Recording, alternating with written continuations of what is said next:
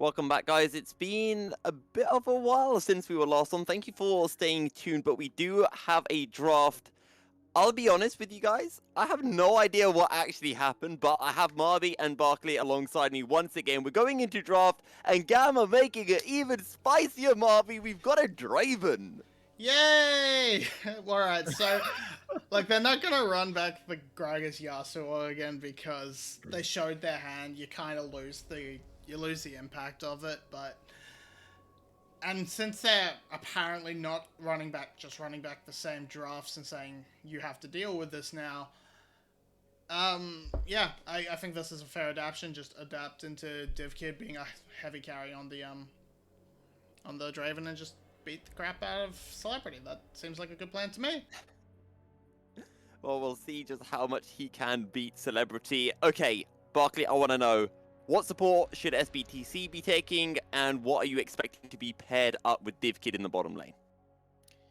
Well, I mean, 𝘀𝗏𝗏 now on the Draven, he has a lot of options support-wise. They definitely want something that can play aggressive in lane. Something like a 𝘁𝗏𝗏𝗏, which they're having, Leona as well. Anything that gives this Draven the agency, the options to actually play aggressive. That gives them dive potential maybe as well. And on the other side, you need something to disengage that Draven, or you could pick up something to disengage that that engage that comes with the Draven, now that the owner that has been picked up. So we might be looking not towards the Nami, because that could also be a target, but towards something like a Thresh that was banned, maybe something else with disengage. I could imagine that you could pick a Janna here. I don't think it will happen, because Janna is a pick that we rarely see. 𝘀𝗀, yes, you're completely right. Yeah, anything with disengage, really. They want something to keep the solution safe, to not allow Draven to just get all the stacks. Yeah, well, that 𝘀𝗀, it was open. It has been banned away, 𝘁𝗶𝗏𝗏. So now when you're looking at those kind of Leona counters, I mean, technically even 𝘬𝗏𝗏, but 𝘬𝗏𝗏 is just terrible with Lucian. So maybe it's just the Nami and just say, okay, which bot lane duo is stronger, Draven Leona or Lucian Nami? You could, if you wanted to, you could maybe try something along the lines of the Morgana, but I don't know. There's not a lot you could go for. I mean, the cow is always available, and I think that's probably the most likely choice for them. Yeah, I'm fairly interested in seeing where these mid laners go as well. I think 𝘁𝗏𝗏's in a good position to just lock in something like the Victor, or we can just get 𝘁𝗀𝗏𝗏, because hooray, what is drafting to the pack? I like Zed. There's a lot of AD currently on the side of GAM, but 𝘁𝗏𝗏, there's not many tanks on the side of SBTC esports at the moment. Yeah, they're definitely going to get one, which is, yeah, as you said, should probably be the 𝘀𝗏𝗏, looking at how VCS just loves that champion. On top of that, it is playable in this situation. So I would be surprised to see something else. So it is going to be the Nami, actually. Completely disregarding my thoughts here, and yeah, well, now it doesn't really matter. They might pick up one more tank, but that's going to be mid lane as well, so there's not really any good options. Hero could go for something like a set to get some armor in, but apart from that, still, I don't think GAM are going to be punished hardly punished for drafting this heavy AD, and they still have a mid lane choice that will most likely be something with AP. Maybe something like a Syndra that can also set up the Zed or Ryze, yeah, as picked. Yeah, the only heavy AP thing I think 𝘁𝗏𝗏 actually really plays anymore is the Ryze. I wish he'd pick up some more control mages, but yeah, Ryze is the option. I was kind of sweating, thinking they might go Galio, and then I'd just cry a little inside, but we didn't get that. I mean, I'm just gonna put in 𝘁𝗏𝗏. We've got 4 games of Syndra from 𝘁𝗏𝗏 so far this split, and he's won all of those games. Banned, Vex though. as well. Yeah. In his what? Syndra's banned. Syndra was banned. Syndra's banned. Syndra's banned. Vex I did forget about, but hey. Yeah, Vex. To be fair, I want to talk about this mid lane matchup a bit. Ryze against Set, because it's actually a matchup that I was fortunate enough to play recently, and I was on the Ryze side. But it felt very weird, because I thought, okay, I outranged the Set, it's all good. But then Set just gets to a point and he presses Q, and I can't slow him enough, and then he's just able to face break from me. Yeah, I mean, Set has a lot of potential to get on top of the Ryze. It's fairly effective, but I think the big thing that Ryze will scale into a big damage zone in the late game, but it does sort of lose lane fairly gracefully, of course. But it does, yeah, it can get beaten up on by the side of the set in the early stages. Okay, so 𝘀𝘀, quickly, let's grab your thoughts on the draft and who you think has come out on top. I'm actually still very sad that we didn't see the last draft from GAM, because absolutely wild draft. I love that. But this time, once again, they bring out some spice with the Draven. Personally, don't really like Zed, never really liked it from 𝘀𝘀, but all in all, I still think GAM have a slight edge. It depends on how bot lane is going to go, I think. I still think they have a better position in bot lane and should be able to win this game. Okay, 𝘀𝘀, your quick thoughts on who's won the drafting phase? I do honestly, for the most part, prefer 𝘀𝑠BTC's draft, but I'm not 100. I don't think it's going to be enough to carry them over the edge. I think 𝘀𝘀 should be pretty capable of smashing the spotlight. Right, well, 𝘀𝘀, thank you very much. We'll see you at the end of this game. 𝘀𝘀, welcome back for Game 1 Version 2 between 𝘀𝑠BTC Esports and GAM. It's been a while since we were on the rift between these two teams, hasn't it? For sure. I mean, it has taken some time, and maybe we see another 3-0 in a best-of-3 series today. I mean, we have seen one so far in the VCS, and this might just be the second time. And I really like the style that is ironically coming out from 𝘀𝘀 here, because he's on the Draven. And Draven 𝘀𝘀, very strong lane, of course, and 𝑙ucian Nami picking it into it is a high risk on the side of 𝘀𝑎𝑏𝑡y and 𝘁𝑏𝗹 for sure. And I'm also looking forward again to see what 𝘁𝑀 can do in the Zed. He has picked it before. We didn't like it back then. We kind of don't like it this time as well, because, yeah, you want to see the Nocturne. I mean, just admit it. And the Zed, however, is also a very strong pick we have seen from him, and he manages to deliver on the pick when he played it. Yeah, the last time 𝘁𝑀 didn't really have a huge impact on the Zed. He did clean up a couple of kills, but it didn't leave us awe-inspired at his performance. Both junglers starting on the bottom side of the map, so maybe we'll see some attention towards the top side. But for me, looking at this game, 𝘀𝘀, surely, if you're GAM, you've got to be playing around 𝘀𝘀 on this Draven. I mean, of course, Draven is not a weak side champion. You have to play around the Draven, otherwise you just wouldn't make the most of the pick. You just want to have him cash in on the adoration stacks at some point, and before that, maybe even Shadow is lane, just so he doesn't get ganked and gets his adoration taken down. The League of Draven is coming into play there, and here maybe see the first mid lane gank already. Yeah, Hero just uses the Faith Breaker on the wave, and that means 𝘁𝑀 can show up, drops it down the slash, picks up the kill, first blood to GAM. And that's just the volatility of the Ryze versus Zed matchup, right? I mean, he can absolutely walk up to you and just face breaker you, but then he also exposes himself to potential gank. That's what happened right there. And 𝘁𝑀 with a little bit of a cheesy gank to the mid lane so soon. I don't think that he expected this to happen, but yeah, I mean, here 𝘁𝑀 is creative pathing from his side, and Penguin maybe on his way to punish 𝘁𝑀 in his jungle. I don't think that 𝘁𝑀 on the set can really duel the Xin Zhao when the Xin Zhao is already possessing the red buff. And I think even without the red buff it would be very hard for him, because it's not a smite ignite on the Zed, and otherwise he might have a small chance, but like this, I think 𝘁𝑀 just has to give it up. And 𝘁𝑀, aware that Penguin is looking for the sneaky little invade. Here's a replay of how everything's panned out in the mid lane. Again, Hero just dropping the Faith Breaker, not finding his target. And also very early usage of the Haymaker, so he doesn't really have the shield and can just easily fall to the damage, and Zed kills Zed. Casters hate to say the sentence, but this is just what happened there. Zed did kill Zed. I'm sure I'll muddle that one up at some point.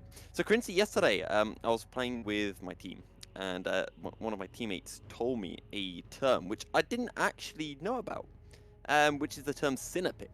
So I feel very clever and very smart that I know what 𝘁𝗀𝗋𝗋 means. Does GAM have a 𝘁𝗀 composition then? To some extent, I would say yes, because I mean they have picks that have very obvious, glaring weaknesses that when they scale to the later stage of the game with the Renekton, with the Zed in the mid lane as well, because he is not scaling that well if he just has to play up into the CC over Zed in the late game, and the Gwen also just outscaling the Renekton in a great way. 𝘁𝗀𝗋𝗋𝗋, I don't like this term at all actually, but I mean to some extent I see where you're going with this, but there is definitely some room for error on the side of 𝘀𝑠BTC, and maybe to some extent you could also argue that GAM has to rely on errors coming from the 𝘀𝑠BTC side, but we are in the VCS here, I think 6th best region in the world, so to say, and there will be some errors made by both teams, and it is just absolutely fine to draft like this on the side of GAM, especially if you know that you are on the outplaying side.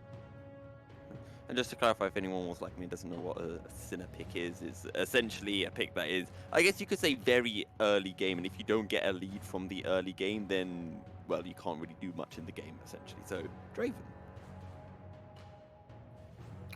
Draven definitely. I mean, he also falls into the same category as the Renekton and the Zed, right? I mean, he has to work well in the early game. But with Draven, the thing though is, on even skill, if both play on the same level of play, the Draven just gets in the lead naturally in the 2v2, unless you like really focus him down with another pick from the jungle. Here's the first gank on Levi with the bot lane. Well, let's get some lead. And Levi shows up in the bottom lane, and down will go Celebrity.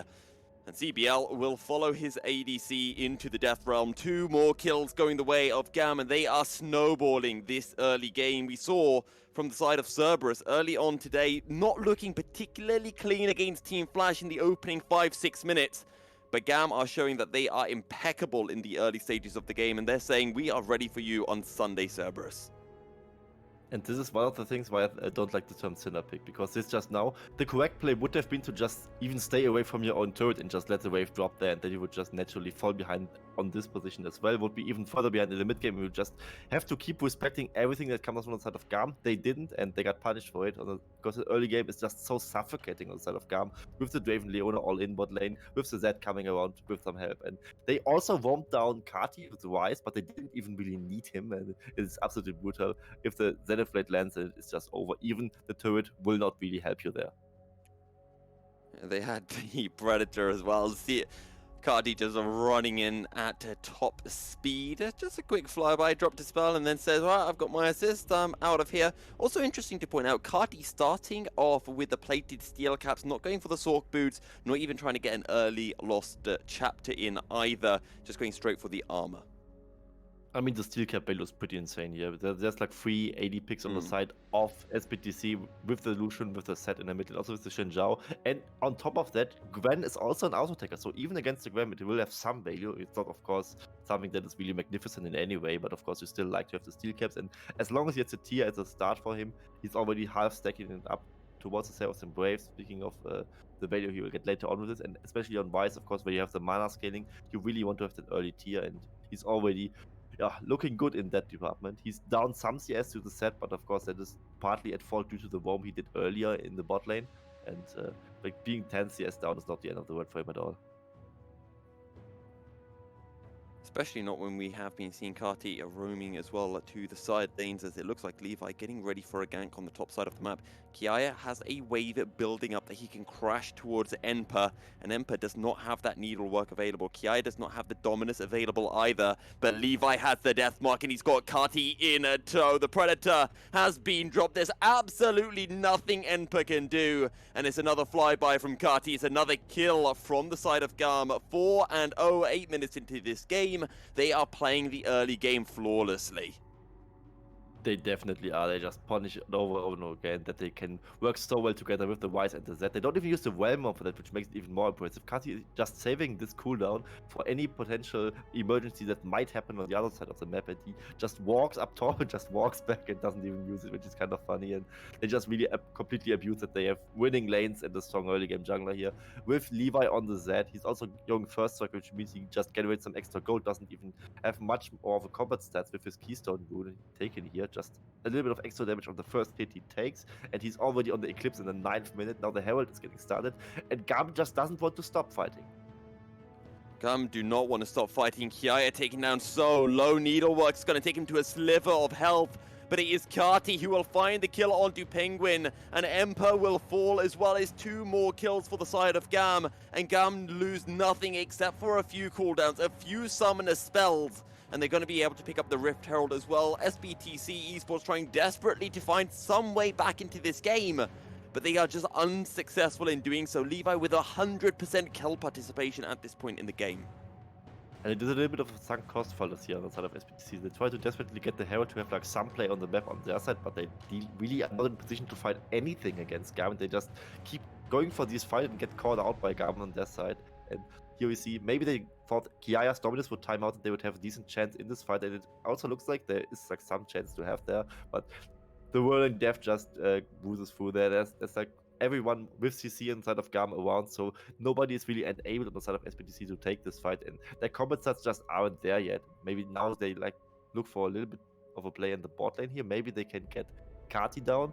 There are 2 turret plate sitting, and also 𝘀𝗀𝗆 wasn't around on the Rift Herald fight, so that was also a problem there. And now they maybe managed to get 𝘁𝗁𝗆, his flash is at least blown, and they get the shutdown, but they also get it on Tsunami, which is like the worst target to have it on. Absolutely. 1 kill going over to SBTC Esports, a shutdown as well. But in the grand scheme of things, it is not much going their way. They still trail by around 3,000 gold. Sadly for B, a little bit late to the party, a little bit late to be able to keep his mid laner alive. And all the while, we're just seeing 𝘁𝗁𝗆 on the top side, just having a decent time in his matchup against 𝘁𝗆 and 𝘁𝗁𝗆. Now that he's respawned, he has teleported his way back towards the mid lane and to resume his laning phase against Hero. And top lane matchups are just so brutal, but you see 𝘁𝗁𝗆 really zoning him off of the wave. He's a Renekton, he's in the early game, he's a king right there, and he's 20 CS ahead. Also the kill and 2 more takedowns, as he has some assists, and 𝘁𝗆 just loses the trades very hard. And yes, Gwen has some sustain in the kit with the Conqueror coming out, but she doesn't even use Conqueror, she uses Lethal Tempo. And she does some damage with the Needlework, as we just see, but she's not in a position where she has like the 𝘁𝗆𝗆 layer or the Riftmaker to really heal up. And Renekton just has natural sustain, and even if the trades would go even, it would still be slightly favorable for 𝘁𝗁𝗆 there. And he just keeps getting leads there. It's also 3 turret platings ahead of him, and top lane is just very, very brutal. Gotta say though, for SBTC, CS-wise, mid lane and bot lane are doing somewhat fine. Especially mid lane is doing decently for Hero, who is actually a main top laner, as I might add here. But bot lane is also just falling apart due to the Rift Herald finally being used. They don't drop the last platings with it, as they should, because yeah, the Herald always does 2 charge with platings with 1 charge, and the platings get tankier as the platings fall off. So also an ideal usage of the Rift Herald. And the second wave also just spawned, and they also just immediately focus that one. It is a hex stack wave, which doesn't give that much of a combat stat advantage, but you still want to have these early drakes just to get a potential sowing condition. Gotta say, so Infernal Drake went to SBTC, so at least that objective was taken for them.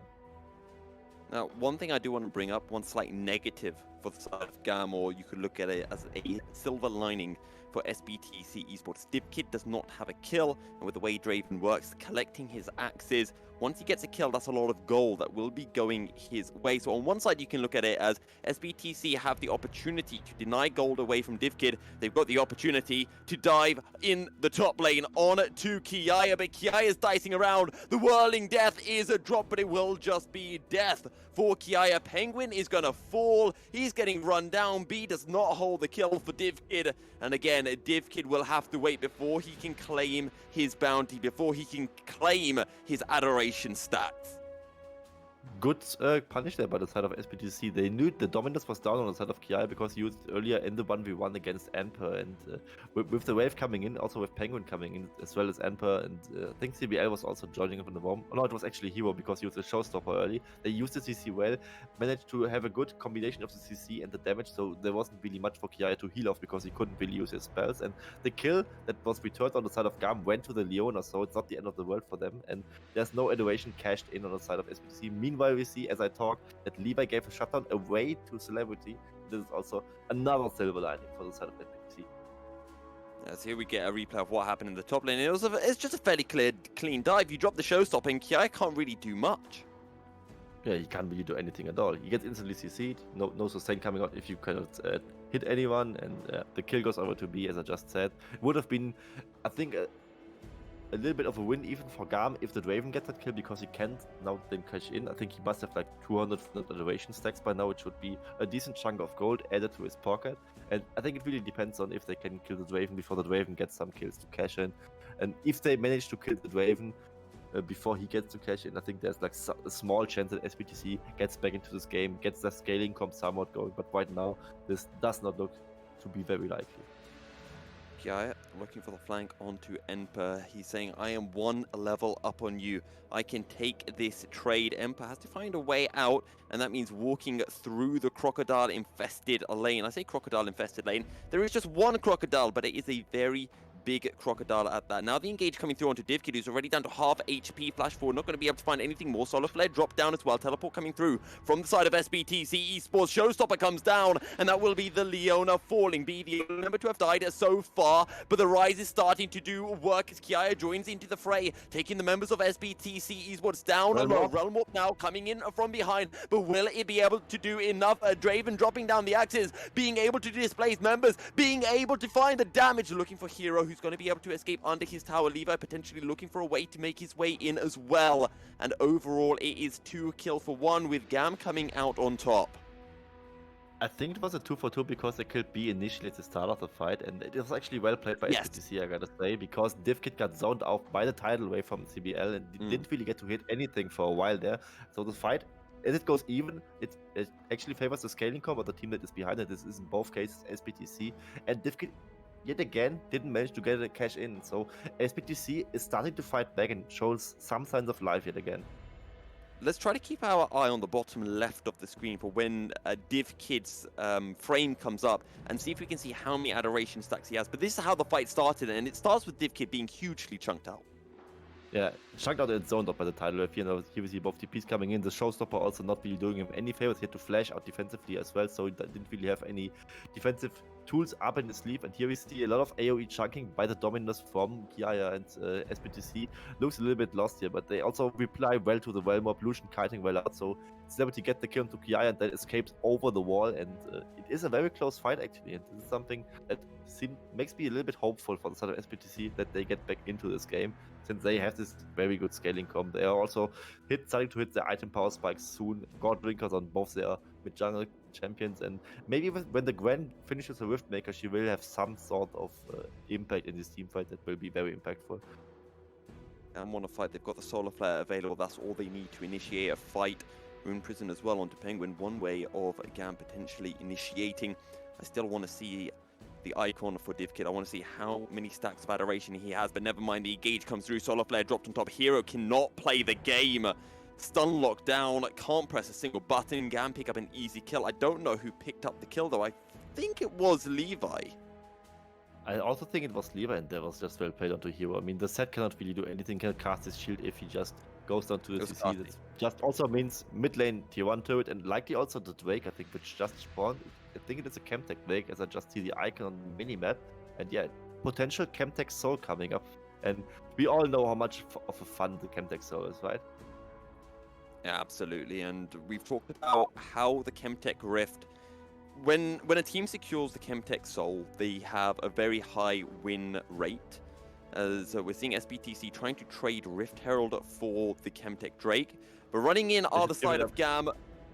They are going to have to give it up, but can they take the fight? Rune Prison drop down. Penguin's going to be taken super low. Crescent Guard comes through. Penguin re-engaging. The culling not really going to connect onto many members of the side of GAM. Penguin over the wall. He's got the blast going to try to get out. Cardi's going to be able to lock him down. Drops down an overload as well as 𝘀𝗰 joining into the fray. Penguin dashing forward. Going to be able to find the kill onto 𝘀𝗰. B and 𝘀𝗀kid on the run. 𝘀𝗀kid going to try to heal up using the berries, but Hero is chasing down B, but B is close enough to his tower and will be able to make his way out. It's 2-for-1 for 𝘀𝑠b𝑇C Esports, and critically it's only their support who falls, and they're able to get the kill onto 𝘀𝗰 and 𝘁𝑚 as well. They drop the Rift Herald down into the mid lane, and this should be a tower going their way as well. Definitely a slight comeback for 𝘀𝑠b𝑇C. They get a 2-for-1 trade here. Also, objective shutdowns are starting to climb in because they were so far down in gold. It was more than 5,000 actually on their side. And a 2-for-1, great trade for them. Even not as taking into the fact that it is CBL dropping and not one of the carry members of their team. And I said they should give it up. I actually meant 𝘀𝑠b𝑇C there because I thought that GAM would get the collapse going on there, but they sadly didn't. 𝘀𝗀kid was a little bit late to the party, and huge team fight coming out from Hero. I think he did a very good timing with his showstopper and his haymaker there to buy very much room and also time for his team, and they immediately got 𝘁𝑚 focused down, and here we see the fight again. They rush down the Rift Herald, it goes down to the Xin Zhao, and here, look at what Hero does in this fight. Yeah, here he comes in. Oh, Hero coming in from behind. Showstopper, and now the Facemaker into 2. He buys so much time now, another haymaker from him, and 𝘁𝑚 immediately dies, and also 𝘀𝗰 falls down, and yeah, they cannot just walk past Hero on the set here, and this is why this was such a well-played fight by him. We see that he has a lot of experience in the champ. He is, of course, a top lane main, and he actually has a very good game so far, I would say. And you still have to look at this Draven. How many stacks of adoration are on that Draven? 400. 430! How much is it for a stack, 𝘀cie? How much gold? Yes. It's a lot of It's- money. Isn't it like 10 gold per stack or something like that? It's not that insane, no. No. It's not 4K. I think it's like 2. Or 2, maybe even okay. a flat number plus some hundreds. I think he gets like 1K extra or something if he manages to catch Okay, him. apparently Which it's of course only is one. still which is of course still a very huge number. It's only 1 and some flat amount. Oh, okay. Oh, well, Gold that tickets. doesn't matter. What, 400 gold? Oh, wow, he can buy a dagger. Okay, never mind. I got very excited. I thought 20 minutes of the gameplay, 20 minutes of axe catching, 189 CS. I thought that'd be a lot more gold. Maybe Draven's not as broken as I originally thought. But there's also like the mechanic with the ultimate. There's like a threshold where he just cashes in and executes members on the number of adoration stacks he has. So if someone has like Oh, wait, no, 430 it's- HP, It's 25 plus 2 times the stack number, so it's nearly 1,000. yeah, well, what's right initially then? It's 2 per stack and then some flat amount. And the flat amount is like, what number did you just say? It's a 25, apparently. 25, yeah. 25, yeah. Okay, so, okay, 1k So- gold, that's better, I guess. That's a pickaxe and then some, yeah. Pickaxe and a pink one, I guess. Or a control word, as it is called now. Gotta say though now, Baron Vision starting to get started by both teams, I think, because we are past the 20-minute mark, and SBTC, they are still down 6k gold, but they just now got another objective shutdown, and maybe they are starting to claw their way back in. TP flank coming in. Solar Flare flashed away by CBL, but there's a Zenith Blade coming through. Whirling Death will take down CBL. 𝘀cie gets his stacks, and the fight will continue. Going the way of GAM 3 on a 2-2. Make it 4 because 𝘀cie joins into the fray. 𝘁𝗏 survives on a sliver of HP. Hero will fall. He is no hero for SBTC right now. GAM take the fight of 5 kills to 1, and they will secure the Baron as well. And boom, they got executed. 5-for-1 just got this fight, and they tried to go with the TP flank there to have an angle on B maybe there, but the Whirling Death just get the execute going, so they have like a first kill before even the TP completed. Like this, you just TP'd into a fight that you are bound to lose. You're already behind in gold and also down in numbers then, and there was no way to just kill 𝘀cie one rotation, so he could just keep hitting and keep getting heal HP back up with his shield, but with its lifesteal mechanic on the Draven, he just hits like a truck, and like this, you just drop all 5 members on your side. Now give away the Baron too, and he will see the fight against Solar Flare got dodged. Now the TP comes in. They maybe get B and 𝘁𝗏, but they are also, I think, a little bit surprised by the Realm Warp and also the damage coming in so quickly by Levi and by 𝘀cie. And they also have to fight in this huge dominance area by 𝘁𝗏, which also deals a lot of damage to you in the area of effect. And it's just a small corridor where GAM can land all their spell and just out team fights SBTC, but they don't even need to out team fight them, they just are so much ahead. But gotta say, objective shadows are still in, and there's still a Chemtrade Dragon taken by the side of SBTC, so they have a little bit of a small reward for them, but they are probably not happy with that. Well, it is really crucial that SBTC Esports are able to get that Chemtech because it means that GAM are no longer on soul point. It buys themselves 5 more minutes. If they do make a mistake over the next Drake fight, it's not game ending, because if GAM get the Chemtech soul, that is a very tricky position to be in for the side of SBTC, and it might as well just be a game at that point if it was to be secured by GAM. SBTC need more time. They need more items, especially on Emperor, because he can turn fights around once he does get towards his power spike.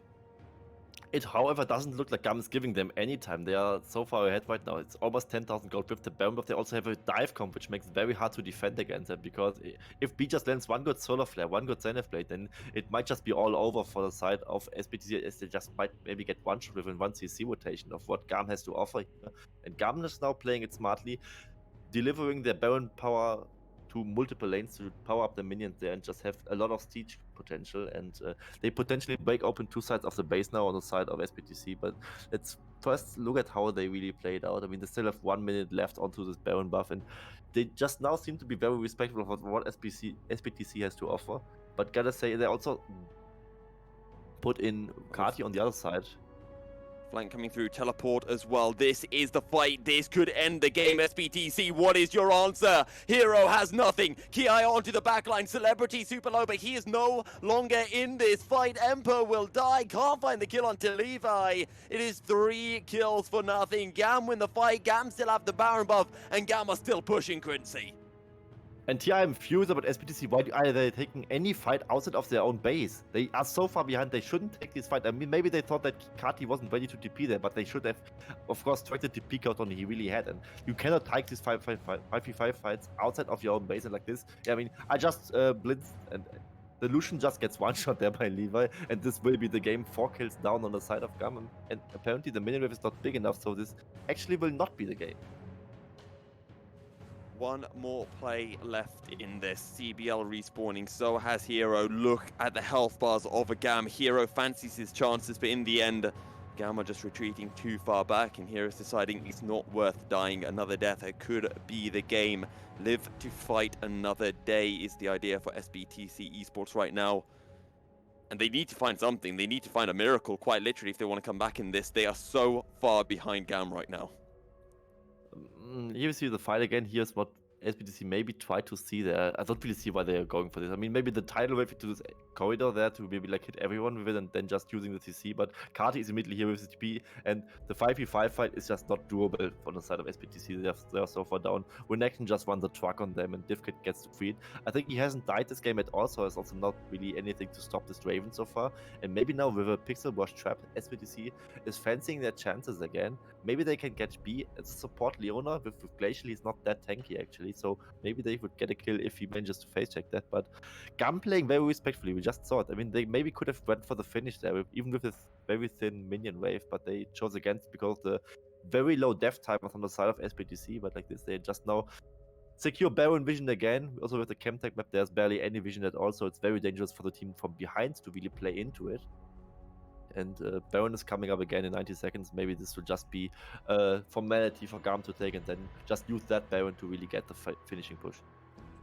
Well, they're just going to push in the mid lane right now. They have a wave pushing its way through. They've got the super minions in the bottom lane, and there's 𝘀𝑇C Esports from time to time are going to have to go and collect those minions. So GAM just pushing the mid wave, and all the while they are just letting 𝘁𝗏𝗋 push in the top lane. 3 pushing waves, Baron up in 1 minute as well. And 𝘀𝑇C Esports, they've got too many things to deal with right now. For sure, and this time I also want to highlight one item build choice that is different than last time when 𝘁𝗋 played that. This time he actually went the Axiom Arc, and maybe you can just know abuse the low death mark cooldown when he manages to get a takedown literally every time he uses it. And here we see maybe the last attempt. Showstopper comes through, it ends up pulling the target. It pulls Divkit out of the tidal wave. So much damage then dropped down from the Haymaker, but is it going to be enough? The tower has fallen, the Realm Warper coming through. GAM saying sayonara, we'll see you in game 2, because they are running 𝘀𝑇C Esports down. The super minion wave is here, and the side of GAM are primed and loaded to take down the final Nexus tower. They will take the Nexus as well. It's been a long wait since the start of the opening draft, 𝘀𝗰, but finally game 1 will come to a close, and it will go the way of GAM. The remake game just wasn't enough. This time GAM comes out of the break and puts on an absolute statement. They pick a full early game comp, which is very risky to do, but they absolutely deliver. They just dive the bot lane, dive the top lane, abuse your spells, abuse your strategies, and just keep pushing forward with these objectives. And 𝘀𝑇C never got any room to breathe. Well, a fantastic performance from GAM in that opening game. 𝘀𝗰, we're going to jump on into a short break, and when we return, we will be getting our analysts' thoughts on the game and looking into the draft for game 2 of this series. Don't go anywhere. We'll be right back here at the VCS English.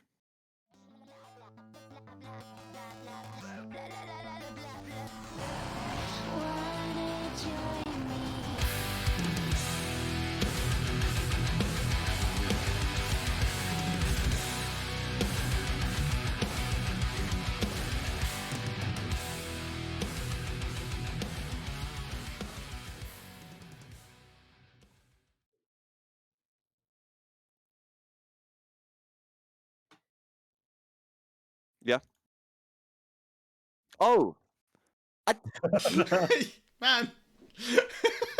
I said Hello, go! Hello everyone, I was watching Twitter, I was listening to 𝘀𝗀cie𝗰𝗶𝗹𝗀𝗀. However, we're going to be listening to some sweet tones as GAM thrash 𝘀𝑠𝑝𝑇𝑐 esports. I thought I'd got a little bit quiet in here. It's Maybe been a Nocturne long, had it's been a long dropped a night. cheeky ult. Yeah, it has been long, 𝘀𝗀cie. 𝘀𝗀cie, since you're probably a bit more prepped than me right now, do you want to explain what happened in game 1? So look, Levi, GAM as a whole, Levi and 𝘁𝗶𝗵𝗀𝗀 in particular leading it, got off to a really fantastic start, hitting multiple lanes very quickly, and they found themselves with like a 5-0 lead, 6-0 lead. They fumbled a little bit around objective fights, especially that Rift Heralds, where they would give up a lot of kills. And a big part of what stopped them from really going is it took so long for 𝘀𝗀kie to get a kill. But once he got it, you know, healthy injection of about $1 grand, picks up, gets himself ahead, and then from the point 𝘀𝗀kie had his Lord Dominic's and could punch through the set. It felt fairly good from there, and pretty happy with how GAM played it out. And there were a lot of lanes as well that we could have been seeing Levi play through 𝘁𝗀kie, and Levi kind of went for the option of every lane, and they did a decent job. But then there was that period of about 5 minutes, I feel, where we didn't really see Levi or the side of GAM doing much with their lead, and it started to think that 𝘀𝑠𝑝𝑇𝑐 was maybe had a way back into the game.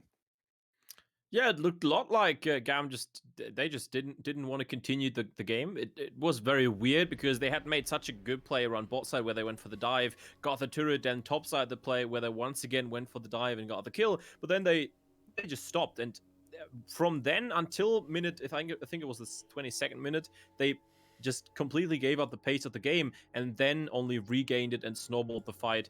They were never behind, but they just didn't push their lead and didn't push anything pretty much.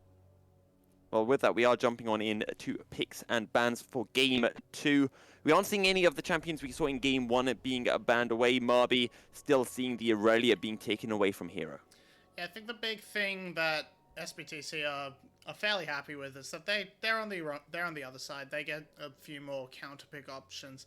They might be able to pull out something a little bit more spicy for the side of Hero and 𝘀𝗀𝗋 that they've been keeping in their back pocket. Things like the 𝘁𝗁𝗃 that we were meant to see in game 1. On the side of GAM, though, interested to see where they go with it. I mean, I'm no longer interested because please stop picking the crocodile. No one likes the crocodile. I like the crocodile. No, you don't. To be honest, True. 𝘁𝗏 had an amazing performance, especially considering that he was on Renekton. I think he had a really good game.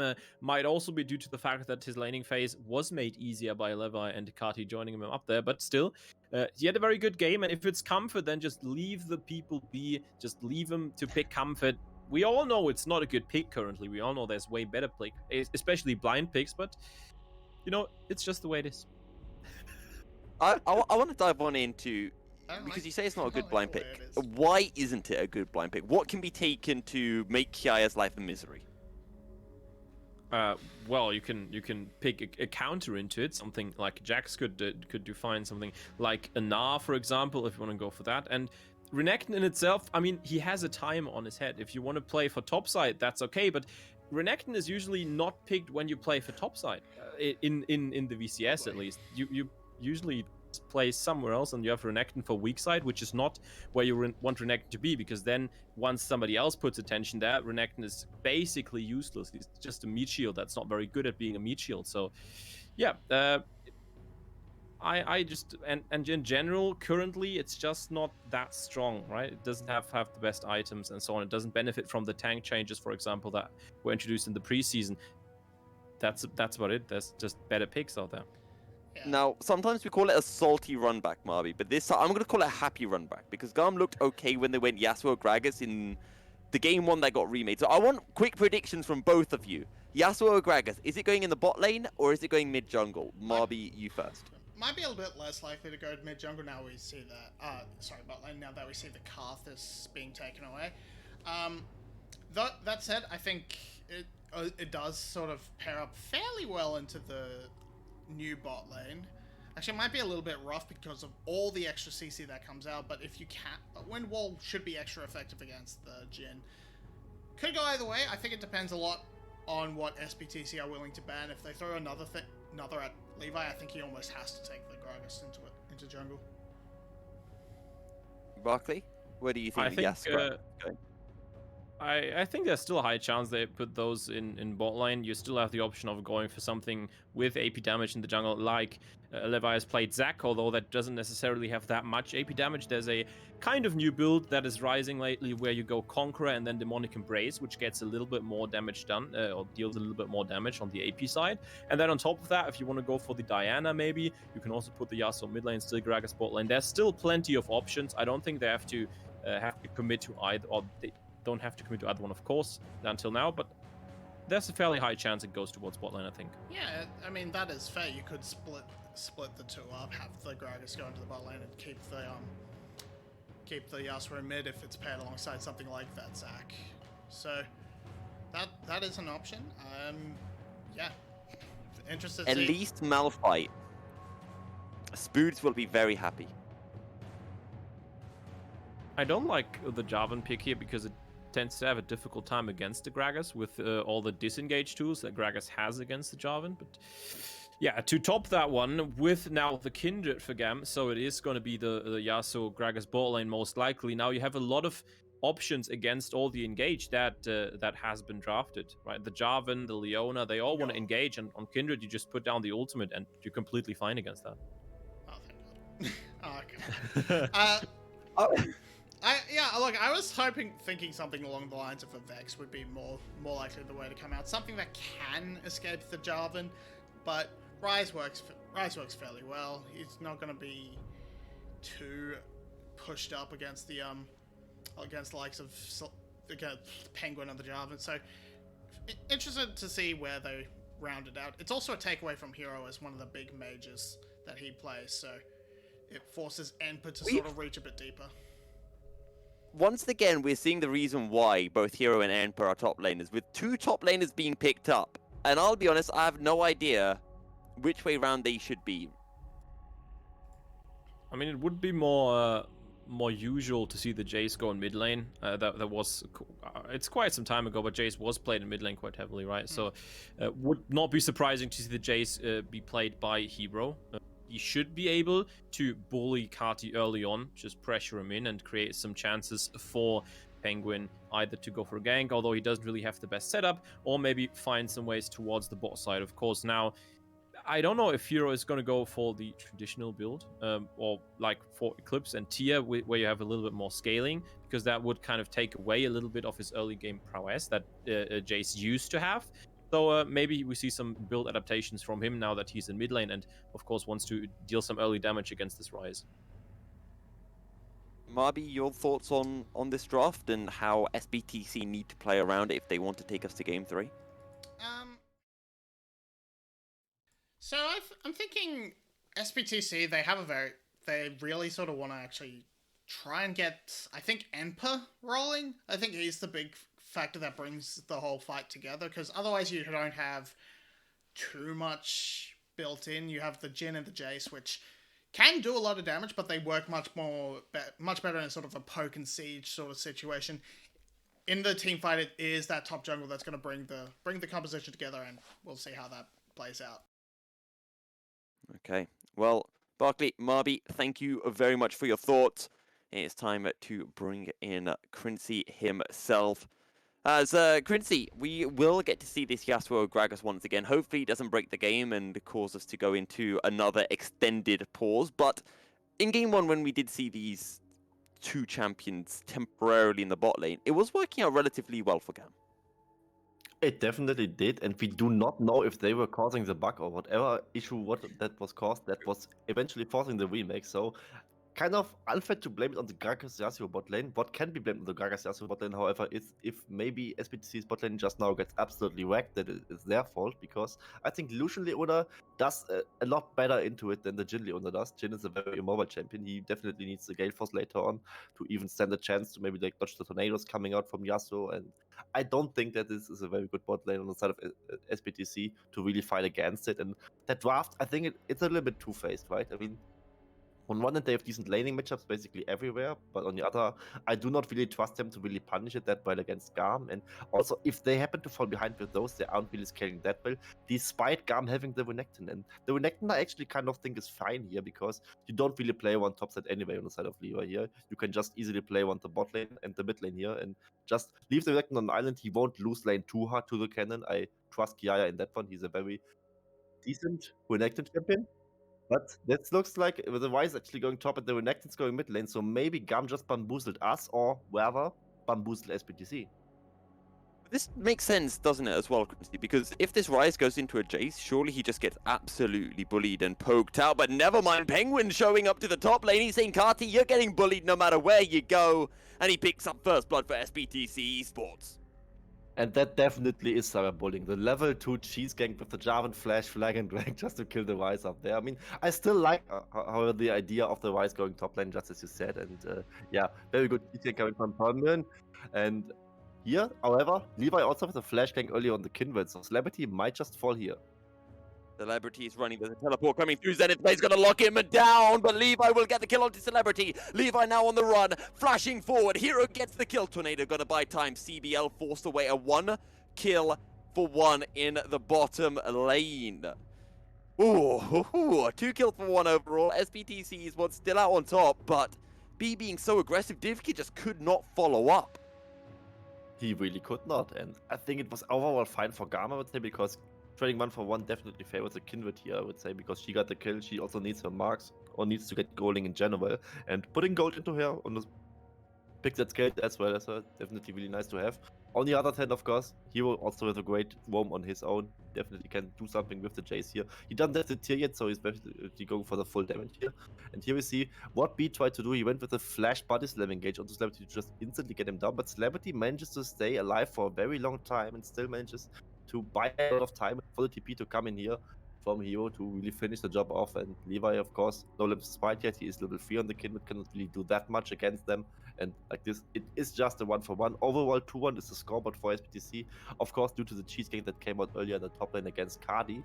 And yeah, we just wanted to talk a little bit more about the lane setup, I guess, because 𝘁𝗏, its Ryze is probably even more fine than the Renekton is against the cannon here. I mean, Renekton would likely fall down 10 or 20 CS in the lane phase on an isolated 1v1 here. The Ryze much less so because it's ranged against range. And Renekton in the shorter lane does struggle a lot less against the Jace than he would do in the longer lane. So I really like that lane Engage stuff coming from out from DBL GAM. on it to B. Penguin hasn't used a flag and drag yet. B's just running for the hills. And 𝘀𝗀𝗀𝗀𝗀𝗀 won't be able to do anything whatsoever. B's just buying as much time as possible. They want to give the kill over to 𝘀𝗀𝗀𝗀𝗀𝗀. 𝘀𝗀𝗀𝗀𝗀𝗀's got to reload, throws out the autos, and eventually picks up the kill.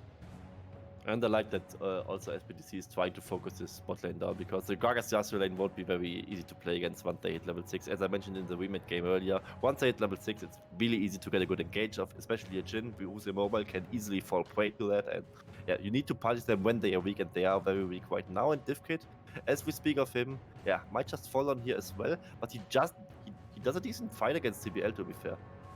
Well, CBL's Gets the gonna flash, run. he gets the CBL kill. will get taken down.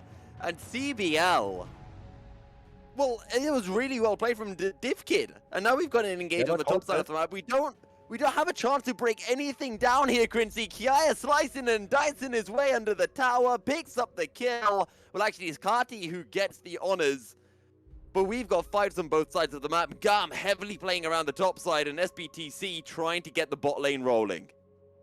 And GAM won that crossword play for sure, because they got a top lane kill for free, basically. And on the bot side, while they got 𝘀𝗀𝗀𝗀𝗀𝗀𝗀, they also got CBL dying there, because CBL was really playing with fire there and just died to 𝘀𝗀𝗀𝗀𝗀𝗀 there. He also burnt his flash in the 2v1 there, and 𝘀𝗀𝗀𝗀𝗀𝗀𝗀 still managed to get the kill. Lethal Tempo is a great rune choice for 𝘀𝗀𝗀𝗀𝗀𝗀𝗀 for sure here, and we have addressed it earlier before, but the Q cooldown scales with attack speed, so as long as the attack speed is very high, there can be a lot of Qs coming out from 𝘀𝗀𝗀𝗀𝗀𝗀, and Yasuo and also Yona, which was played earlier in the day, really enjoy that.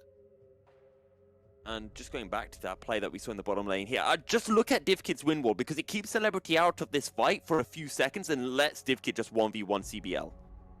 Yeah, he just puts the windfall up and then is like, 𝘀𝗀𝗀𝗀𝗀𝗀𝗀, just watch this. And then 𝘀𝗀𝗀𝗀𝗀𝗀𝗀𝗀 cannot do anything about it. It's very cool of him. Maybe 𝘀𝗀𝗀𝗀𝗀𝗀𝗀𝗀𝗀𝗀 could have flashed into the windfall and just maybe even melee the Yasuo, because he cannot do this with both at the same time. And 𝘀𝗀𝗀𝗀𝗀𝗀, okay, he just gets one flash here in the 1v2.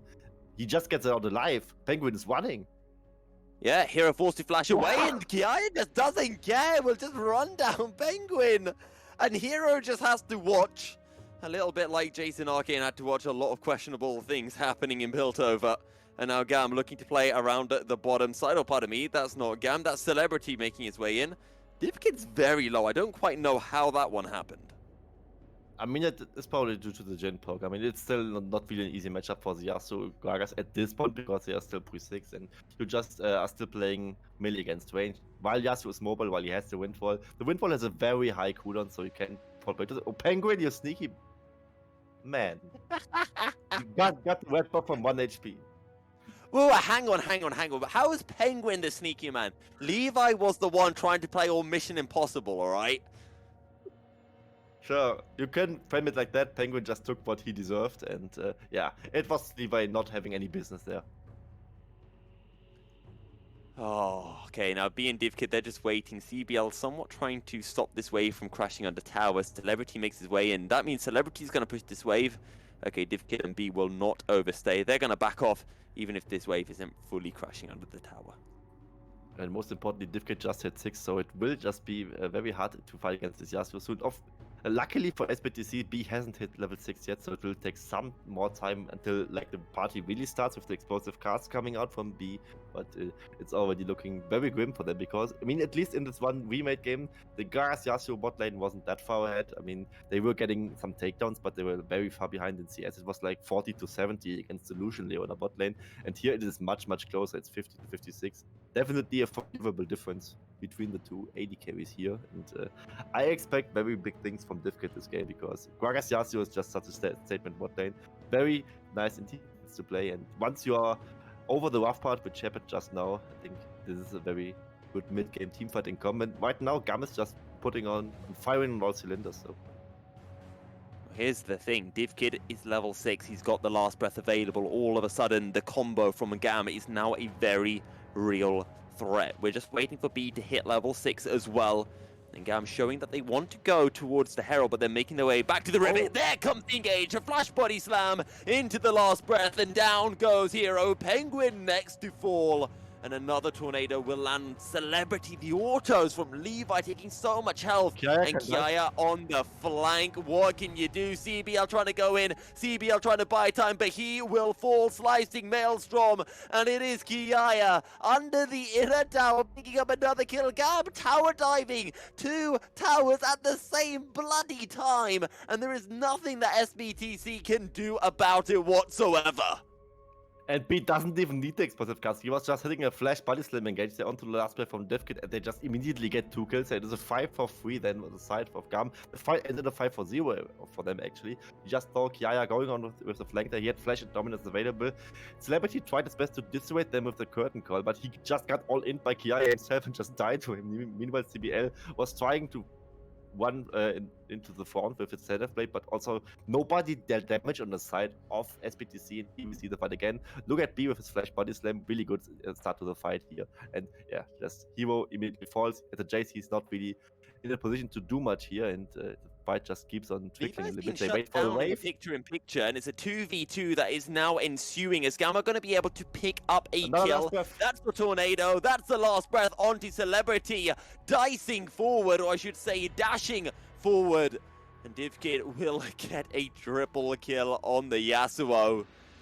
And sure, SBTC able to get 1 kill, but it is a 3 for GAM. Yes, they were able to get a shutdown onto Levi, if Levi even had a shutdown, but now it's a 5-1 Yasuo. Now it's a very scary Yasuo. He'll probably be picking up Immortal Shieldbow on his next back.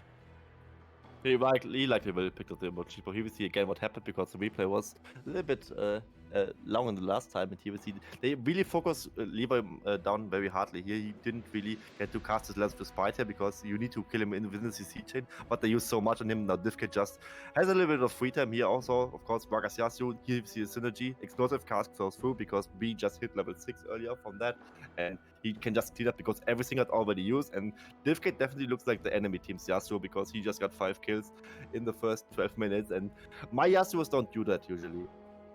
No, neither do my Yasuos either. Oh, Zenith Blade coming in. Now it's 𝘀𝗏𝗏𝗏 getting caught out. He's in a 1v3. He's going to try to use the sweeping blade, but he's not going to be able to get far enough away. It's Penguin who ends up picking up the kill. Probably not where you want your goal to be going if you're 𝘀𝗶𝗹𝗀𝘀𝗀𝗀 𝗀𝗶𝗀𝗀𝗀𝗀. Going to be a very sad Jin.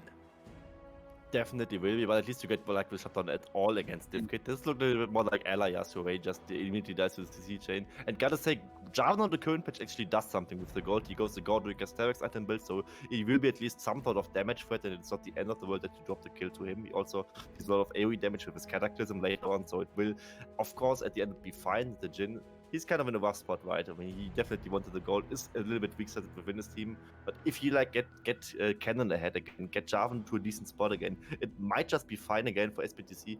Of course, that future is very, very far in the past, if happening at all. It's not happening very soon for them, and we just want to touch a little bit on the Yasuo item build. It is a shield bow, of course, for him. He likely also will go Mortal Reminder as a second item, but he could maybe just go straight up for the Infinity Edge here, because he doesn't really need to reduce a lot of healing on the enemy's team, because they can't really heal up either way when they get one shot, right? And also, they don't really have much innate healing. All healing they have basically is the Eclipse lifesteal and the 𝘁𝗃 healing they have, and otherwise there is not really much to take here. Well, 𝘁𝗀𝗃 now going to be able to spot out Penguin in his own jungle, who's forced to flag and drag away. Did we just go back in time? Did we? Maybe we did. Maybe that was just bad. Yeah, we did. It's like Chrono Break. There it is. Well, again, I was quite confused. I was thinking, what happened? We were looking at the top lane, and then I looked at the minimap and saw, wait, this is the past. How cool is that? However, GAM are in a very cool spot right now. It's in the river. It looks like we've got a bit of a fight brewing. And it is 𝘀𝗃𝗃 being caught out. Okay, 𝘀𝗃𝗃, this is starting to look like the Yasuo from my solo queue games now. Definitely, and this definitely needs to stop on the side of 𝘀𝗃𝗃. He cannot just keep getting caught like this. Luckily for GAM, this time there's no big objective on the map around it. Just now for them to take, so it's not the end of the world, but this shouldn't happen again, because you need the Yasuo to deal a lot of damage to the team, but you don't have a traditional AD carry on your side. Kindred kind of replaces that role as she's the weighted damage dealer on your side, but with the Yasuo going down immediately, even the Jin who's low DPS is better than having no AD carry at all. And yeah, we see, did he just flash over there? He did. He did, but he's flashed right towards a B. B says, hey, it's my birthday, I want the kill. And Kiai says, don't care, mate. It's my kill. I want to get a fed. I want to be a fed croc just like I was in the previous game. Rifthold is going to be dropped in the mid lane, and I think B's going to have to wait a little bit later to get his birthday present. A little bit later, and they just get a very nice Rifthold charge here. Jace is down, so the wave clear is a little bit limited on the side of 𝘀𝗃𝗃. They might just get a second charge over just for the fight right here. 𝘁𝗀𝗃 is behind, but he's not that behind, and it's just still very far, and just get the kill here. Too much damage. Lamb's Respite has been dropped. There's a Realm Warp as well. Oh! 𝘀𝗃𝗃 actually survived that one. I thought he was dead because I saw him disappear, but that was the Realm Warp just taking a nice way out as 𝘀𝗃𝗃 in the bottom lane. Don't be too aggressive. There's someone teleporting in. It's Hero with full HP. You might want to be a little bit careful, but Tornado will land, and it will dissuade Hero from going for any further plays. And Hero was 2 levels ahead of him. Just now, 𝘀𝗃𝗃 with getting the last hit on the cannon, just it catches up 1 level there. But we need to talk a little bit more about the clutch ultimates used by GAM there. The Lamb's Respite to just barely save 𝘀𝗃𝗃, and then him disappearing with the Realm Warp, as you just now mentioned. It really looked like 𝘀𝗃𝗃 was dying to the slicing maelstrom there, but he just barely survived because 𝘁𝗀𝗃 was so clutch. Getting the kill on one side with the mid-lane tier 2 turret dive onto the CBL, and then also just saving 𝘀𝗃𝗃 while then killing 𝘀𝗃𝗃. 𝘁𝗀𝗃 is really putting up a show on Kindred here. A good performance from him so far, and this is how everything started. But look how much damage 𝘁𝗀𝗃 does onto CBL. It's disgusting. And it's not even Krakenslayer, he has 𝘁𝗃𝗃, so now we see what 𝘁𝗀𝗃 does. He just jumps in, Lamb's Respite. Here after the replay he just dies, but whatever, that play from earlier was still great. And maybe they even get return kills here because the Cataclysm also locked them in with the Dominus.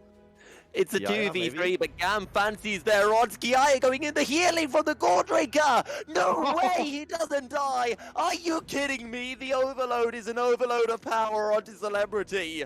3 kills in a 2v3 under tower. My god, that was disgusting, and this is a replay of, I'm assuming, how Hero dies in the bottom lane. I think it is because it happened off screen here. Just we see classic Gragas Yasuo, right? Jace deals damage, but not enough here. Also huge clutch stopwatch coming out from Gragas here. And I think it was an ace because I saw...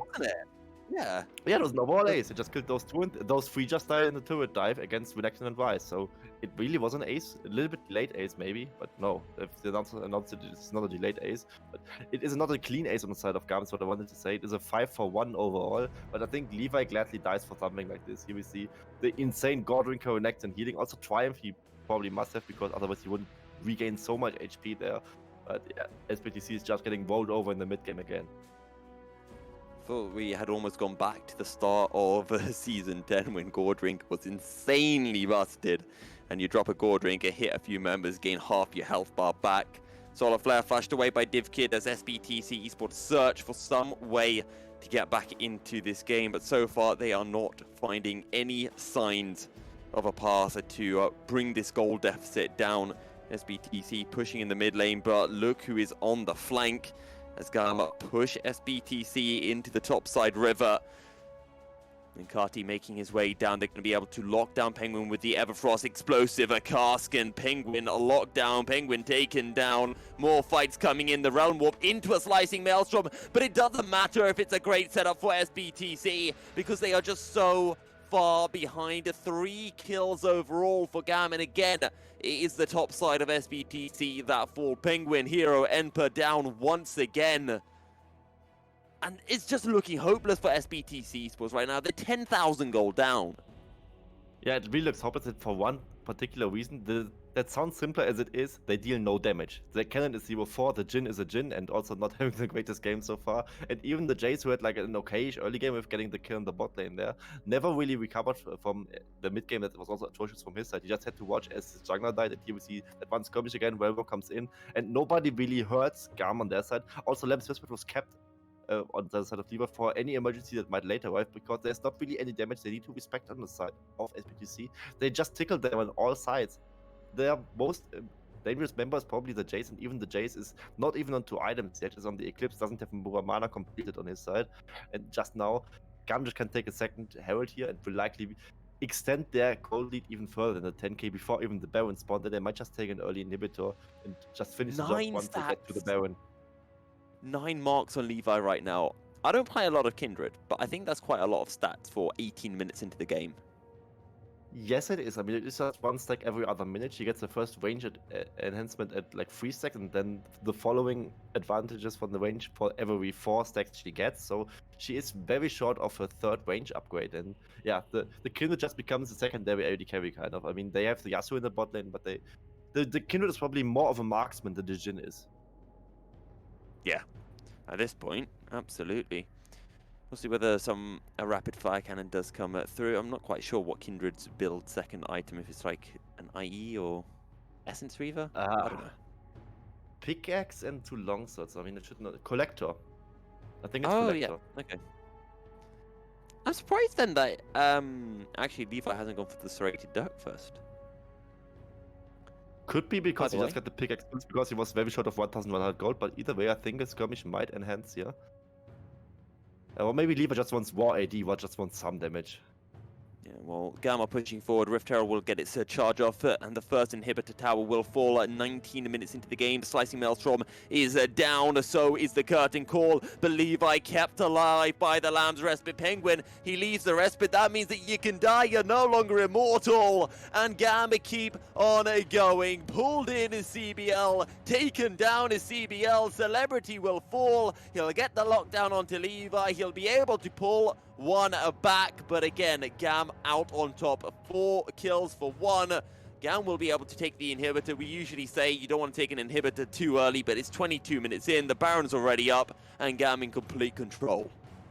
And this is also where you could maybe take the inhibitor before 20 minutes, because they're just so far ahead. The Baron is basically free for you. Also, they really managed to kite in a very good way onto Williams West, but Levi was surviving for a very long time. In the end, he died to a turret dive there, but that was also just to get 2 more kills in the chase there.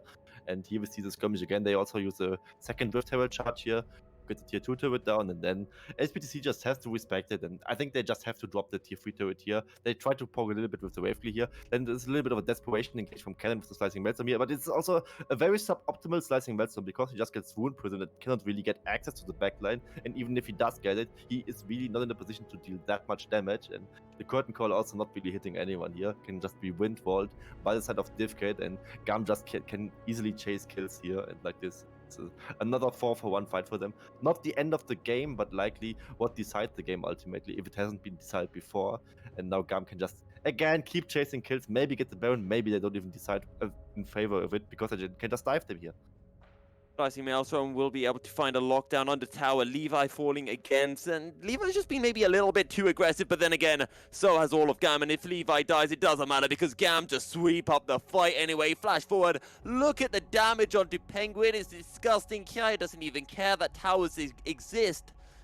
My god, this is a dominating performance from GAM, and we said in the game 1, well, maybe GAM didn't utilize their lead as effectively as they could have for a few minutes, but in game 2, there's never been a question about how dominant GAM has been. They'll take down one Nexus tower, they'll move on to the second. 4 members are strong, 𝘁𝑦 still down. 𝘁𝑦 will not be at the Nexus taking a party. Solar Flare drop down, and one final hurrah for SBTC Esports. One final play. They'll be able to get one kill onto 𝘀𝘀, but that is all that they've given. CBL being engaged on trying to get under his tower, but hey, it's 𝘀𝗰𝗋. Towers don't kill crocodiles. Crocodiles can ignore towers, apparently. And 𝘁𝗋 will just do his work on the 2 remaining members of SBTC. Another explosive cask.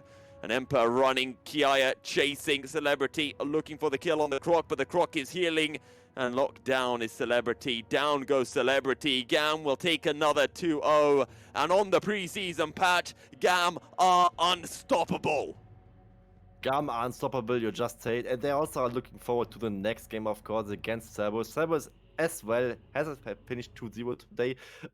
It is really hard to argue which team was maybe cleaner today. I would maybe give it even a little bit for the side of GAM here, but especially in game 2 just now, they really didn't leave SBTC any room to breathe. In the first game, it was not quite as one-sided. There were like 5 minutes for SBTC at some time, but in the second game, there was basically no time. It was constant outplays, constant early game pressure from them, and also a comp that had like some fallback for them. So GAM definitely shows up and fires on all cylinders on this preseason patch with the Gragas Yasuo bot lane as well. They have like another tools up their arsenal, and I'm really looking forward to see what 𝘀𝗀 will plan against it. Well, 𝘀𝗀, thank you very much. And with that, we're going to be bringing back our 2 analysts, 𝘁𝘁𝗀𝗀 and 𝘁𝑺. 𝘁𝑺, my god, GAM look absolutely incredible. They had an absolutely amazing game, and the Yasuo together with the Gragas worked out perfectly. It did exactly what it was supposed to do, and I mean, he got an early triple kill after that first fight. It never really felt like GAM had this game, or did not have this game in their hands. So all in all, the draft really paid off, even though it wasn't that big of a surprise anymore after that first remake. Really loved their way of approaching the draft and then the game as well. So very well played to GAM in that second game.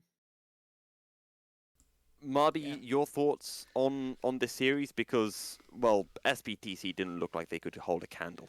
No, and I mean, SBTC, they have relied on... Oh, you're muted, 𝘁𝗶.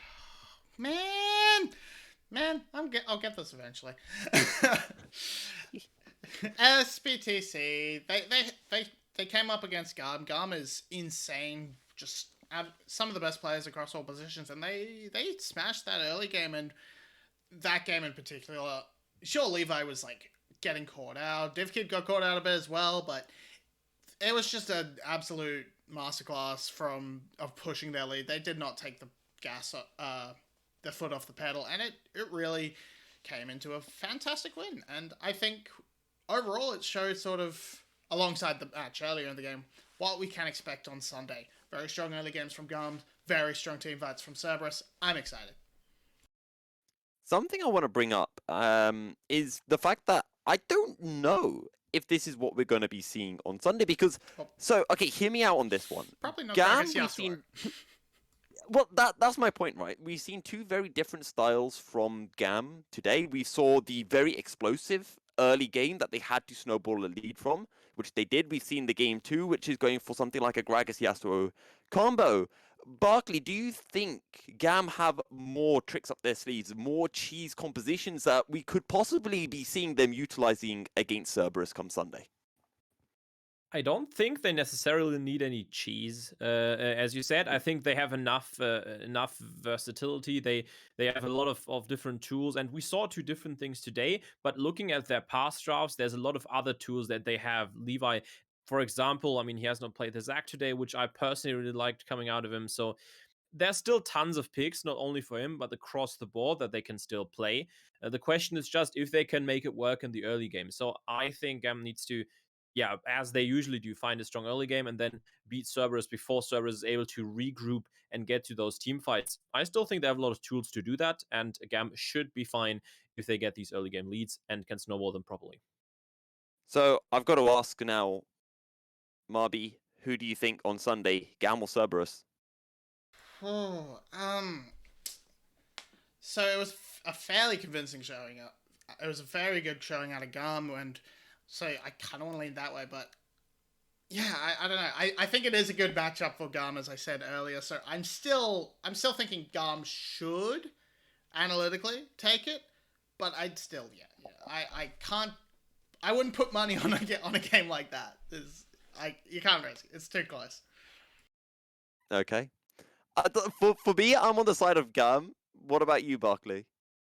Yeah, I'm also on the side of GAM. I mean, the thing is, whether we see, if we look at the games today, whether we see the GAM of the first game or the second one, because if we see the GAM in the first game, where they had this long break, where they didn't really do anything proactive, then I think there's a very good chance that Cerberus finds the time to group and makes their own plays. But the GAM from the second game looked really, really strong, really punch. They landed punch after punch, and if they do that again, which I think they are able to, then GAM should be able to take the series. Okay. Final thing that I want to bring up is, because we brought up the whole GAM Cerberus matchup, I think the other thing we need to bring up is this battle for 4th place, which predominantly at the moment is between 𝘁𝗏𝗶𝗹𝗀 and 𝘂𝗏𝗏TC Esports. So who do you think essentially is getting that 4th place spot, or do you think it's neither of them? And 𝘀𝗀 the Sky, 𝘁𝗶𝗶, I'll go to you first. So coming off this, it should Buffalo have a little bit of an advantage. 𝘂𝗏TC and Sky still have an extra game to play because they have the remake on the postponed one on Sunday. But yeah, at this point, yeah, Saigon looks fairly comfortably ahead at 5-5, so they should. I would be leaning towards them. They are more inconsistent, but their high is the highest. It's just, yeah, they've been beaten around a little bit by 𝘂𝗏TC, and they are their own worst enemy, whereas there's a lot of other problems for Sky and 𝘂𝗏TC that aren't being worked out. Okay. Well, 𝘁𝗶𝗶, 𝘁𝗏, thank you very much for joining me on the analyst desk today. We'll be back tomorrow for more VCS action as Team Secret take on 𝘀𝗀 the Sky and 𝘁𝗏𝗏𝗶𝗹 take on 𝘀𝗀cie. I'm particularly excited for that second series of the day. But for myself and everyone else here at VCS English, we'll catch you tomorrow. Stay teleproof on the Rift, and goodbye.